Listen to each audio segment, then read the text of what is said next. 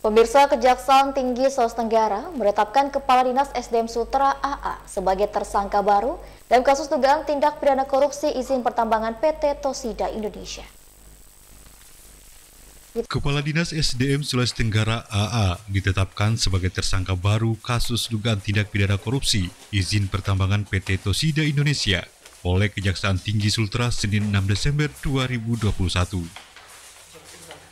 Asisten Tindak Pidana Khusus Kejati Sultra Setiawan menjelaskan, penetapan AA sebagai tersangka setelah pihaknya memiliki 2 alat bukti.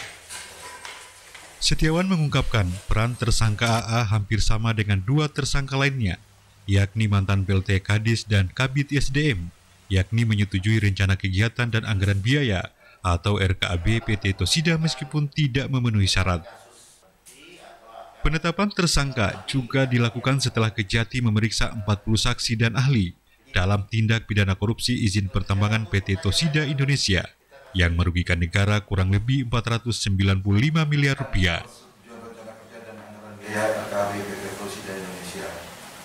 Yaitu dengan menetapkan, saya sebut inisialnya, Insinyur AA sebagai tersangka dalam perkara ini,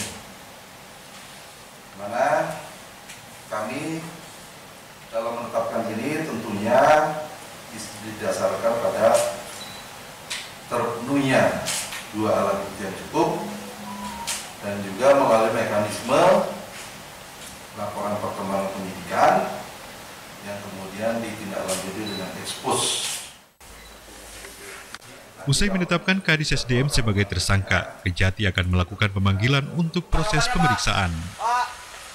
Sebelumnya, Kejati telah menetapkan 4 tersangka dalam kasus dugaan tindak pidana korupsi izin pertambangan PT Tosida yang beroperasi di Kecamatan Tangketada, Kabupaten Kolaka. Dari Kendari, Mutarudin iNews memberitakan.